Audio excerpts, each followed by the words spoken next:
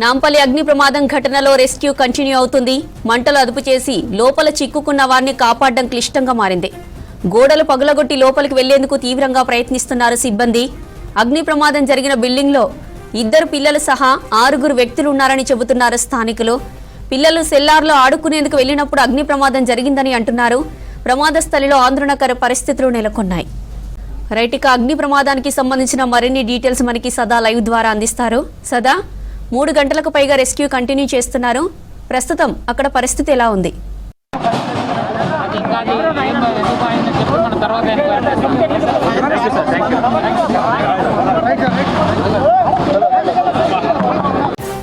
Rescue operation యాక్చువల్గా ఈ furniture store వచ్చేసి సెల్లార్ ప్లస్ 4 ఫ్లోర్స్ ఉంది. సో యాక్చువల్గా సెల్లార్లో మొదటగా మంటలు అంటుకున్నాయి. సెల్లార్లో అంటుకున్న తర్వాత ఆ మంటలు మొత్తం 4 ఫ్లోర్స్కి వ్యాపించాయి.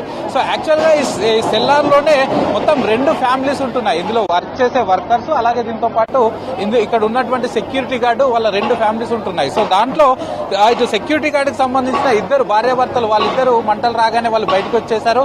వాళ్ళ పిల్లలు కూడా బయటనే ఉన్నారనుకున్నారు, కానీ వాళ్ళ 2 పిల్లలు లోపలనే ఉన్నట్లయితే అధికారులు గుర్తించారు. సో వాచ్మెన్ యాదయ్య అలాగే లక్ష్మి వీళ్ళిద్దరు బయటకు వచ్చిన వాళ్ళిద్దరు పిల్లలు ప్రణీత అలాగే అఖిల్, వీళ్ళిద్దరు ప్రణీత వచ్చేసి 6th క్లాస్ చదువుతుంది, అఖిల్ 2nd క్లాస్ చదువుతున్నారు.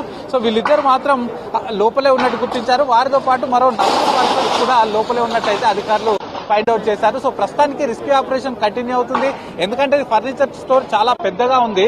సో ఈ పెద్ద బిల్డింగ్ కి సంబంధించి ఎటు 4 ways లో ఎక్కడ కూడా లోపలికి వెళ్లేలా లేదు. సో 4 రకాలుగా అధికారులు అయితే పక్కన ఆనుకొని ఉన్నటువంటి బిల్డింగ్స్ వాటి పైకెక్కి రెస్క్యూ ఆపరేషన్ చేస్తున్నారు. ఇది మొత్తం ఫర్నిచర్ స్టోర్ గ్లాస్ తోటి చుట్టూగా ఇది కన్స్ట్రక్షన్ చేసి ఉన్నారు. సో ఆ గ్లాస్ ను కూడా ప్రస్తుతానికి మొత్తం బ్రేక్ చేస్తున్నారు. ఎందుకంటే అందులో నుంచి పొగ బయటికి పోతే అందులో నుంచి కొద్దిమేర వాళ్ళకు ఇబ్బంది లేకుండా ఉంటుందంటూ కూడా చెప్తున్నారు. సో యాక్చువల్ గా కాసేపటి క్రితమే ఇటు సజ్జనార్ సిపి కూడా మాట్లాడారు.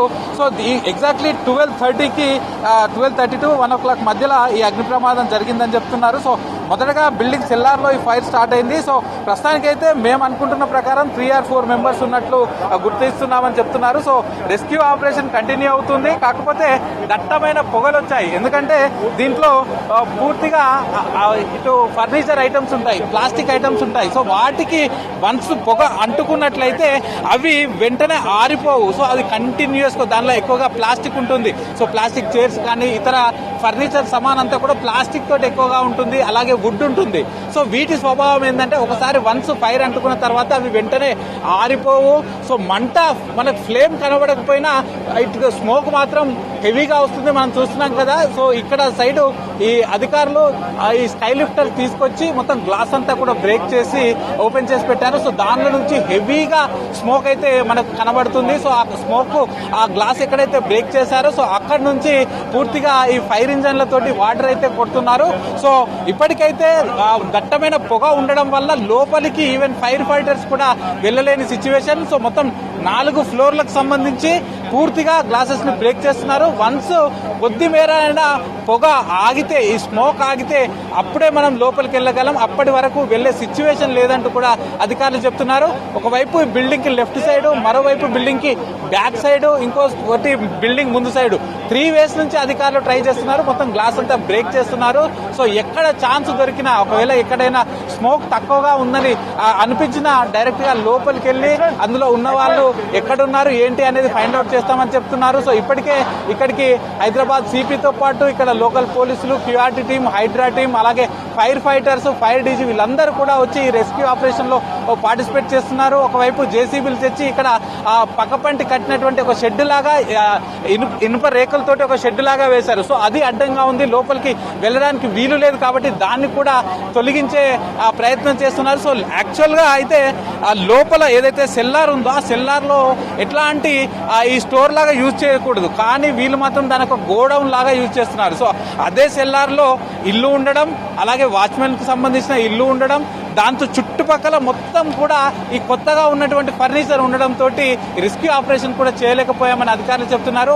ఈవెన్ ఆ ఫర్నిచర్ బయటికి తీద్దామన్నా కూడా కుదరని సిచ్యువేషన్ ఉంది. అంత హెవీగా సెల్లార్లోనే పూర్తిగా ఫర్నిచర్ ఉండడంతో దాన్ని అంతా తొలగించడం కూడా చాలా కష్టమవుతుందని చెప్తున్నారు. సో ఇప్పటి వరకు జేసీబీల ద్వారా కింద సెల్లార్లో కొంతమేర ఫర్నిచర్ స్టోర్ చేసినటువంటి ఫర్నిచర్ ను తొలగించగలిగారు. సో ఆ ఫర్నిచర్ తీసిన తర్వాత కూడా ప్రస్తుతానికి ఫ్లేమ్ అంటే మంట మాత్రం ఆపగలిగారు, కానీ ఈ స్మోక్ మాత్రం స్టిల్ ఇంకా హెవీగా వస్తుంది.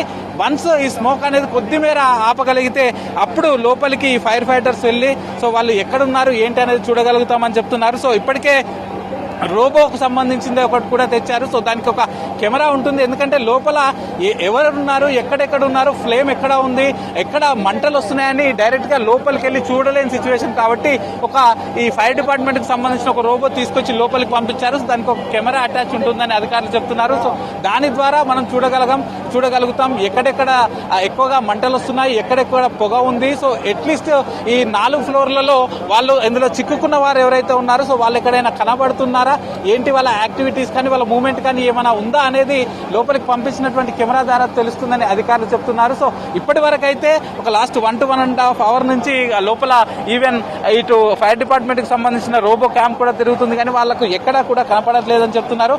ఎందుకంటే పూర్తిగా ఇదంతా స్మోకే ఉంది. ఆ స్మోక్ లో ఈవెన్ ఆ క్యాంప్ కూడా పనిచేయట్లేదు. దానికి ఎట్లాంటి క్లియర్ పిక్చర్ కానీ క్లియర్ వ్యూ కానీ మనకి ఎట్లాంటిది రావట్లేదు. కాబట్టి లోపల ఏం జరుగుతుందో కానీ తెలియని సిచ్యువేషన్ అని చెప్తున్నారు. సో ఇప్పటికే 12 ఫైర్ ఇంజన్స్ తీసుకొచ్చారు. సో వాటన్నిటితోటి కూడా మంటలు ఆపే ప్రయత్నం చేస్తున్నారు. మంటలు ఆగినా కానీ స్మోక్ మాత్రం ఆగట్లేదు. సో ఎక్కడైతే ఇటు గ్లాస్ ను బ్రేక్ చేస్తున్నారో బ్రేక్ చేయగానే దానిలో నుంచి లోపల నుంచి దట్టమైన పొగలు బయటకు వచ్చేస్తున్నా ఉన్నాయి. సో ఈవెన్ ఫైర్ ఫైటర్స్ కూడా మనం చూస్తున్నాం కదా, ఇప్పుడే జస్ట్ అక్కడ ఒక గ్లాస్ బ్రేక్ చేశారు. సో దాంతో అందులోకి అసలు ఎంటర్ అయ్యే ఛాన్స్ ఉందా అని ట్రై చేస్తే పూర్తిగా హెవీగా స్మోక్ బయటకు వస్తుంది. దీంతో మళ్ళీ ఈ ఫైర్ ఫైటర్స్ కూడా వెనక్కి రావాల్సిన సిచ్యువేషన్ ఏర్పడుతుంది.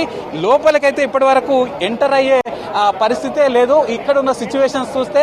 సో ఈ సజ్జనర్ ఇప్పటికే సిపి మాట్లాడుతూ ఈ వన్స్ స్మోక్ అనేది పూర్తిగా కంట్రోల్లోకి వచ్చిన తర్వాత మాత్రమే లోపలికి వెళ్ళగలుగుతాం, అప్పటి వరకు అయితే ఏం చేయలేదని చెప్తున్నారు. సో మనం ప్రస్తుతం ఇక్కడ ఉన్న సిచ్యువేషన్ చూస్తే ఇంకొక 1 to 1.5 hours వరకు ఈ రెస్క్యూ ఆపరేషన్ అయితే కంటిన్యూ అయ్యే అవకాశం ఉంది. ఆ తర్వాత లోపల చిక్కుకున్న వారు ఎక్కడున్నారు, వాళ్ళ సిచ్యువేషన్ ఏంటి అనే అన్ని విషయాలు కూడా బయటకు వచ్చే అవకాశం ఉంది. ఒకవైపు ఫైర్ ఫైటర్స్, ఒకవైపు పోలీసులు, ఒకవైపు హైడ్రా టీమ్స్, ఇక్కడ అన్ని రకాల అధికారులందరూ ఇక్కడికి చేరుకొని ఇక్కడ దీనికి సంబంధించి రెస్క్యూ ఆపరేషన్ అయితే చేస్తున్నారు. సో ఇది ఒక 1 to 1.5 hours వరకు కంటిన్యూ అయ్యే అవకాశాలు కనిపిస్తున్నాయి. జ్యోతి.